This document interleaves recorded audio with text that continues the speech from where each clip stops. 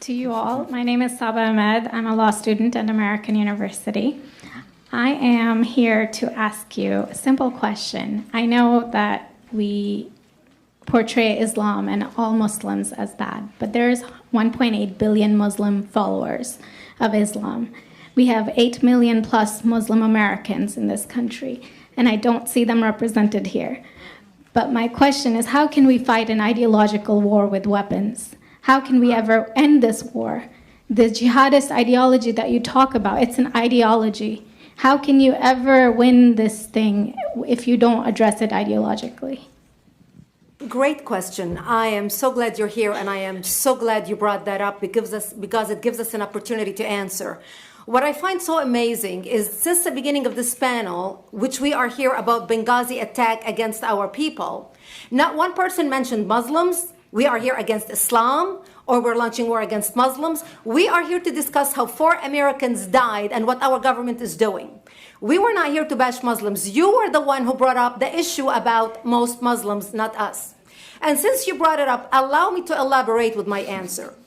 There are 1.2 billion Muslims in the world today. Of course, not all of them are radicals. The majority of them are peaceful people. The radicals are estimated to be between 15 to 25%, according to all intelligence services around the world. That leaves 75% of them peaceful people.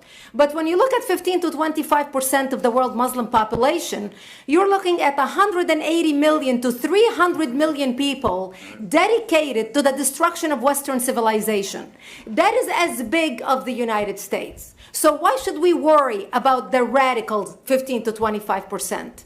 Because it is the radicals that kill. Because it is the radicals that behead and massacre. When you look throughout history, when you look at all the lessons of history, most Germans were peaceful. Yet the Nazis drove the agenda. And as a result, 60 million people died. Almost 14 million in concentration camps. 6 million were Jews. The peaceful majority were irrelevant. When you look at Russia, most Russians were peaceful as well. Yet the Russians were able to kill 20 million people. The peaceful majority were irrelevant. When you look at China, for example, most Chinese were peaceful as well. Yet the Chinese were able to kill 70 million people. When you look at Japan prior to World War II, most Japanese were peaceful as well. Yet Japan was able to butcher its way across Southeast Asia, killing 12 million people, mostly killed with bayonets and shovels. The peaceful majority were irrelevant. On September 11th in the United States, we had 2.3 million Arab Muslims living in the United States.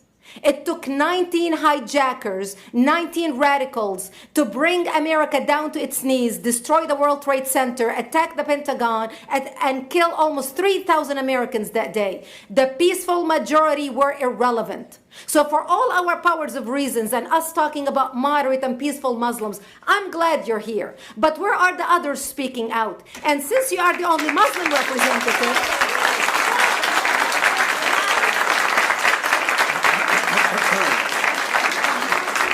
applause till the end.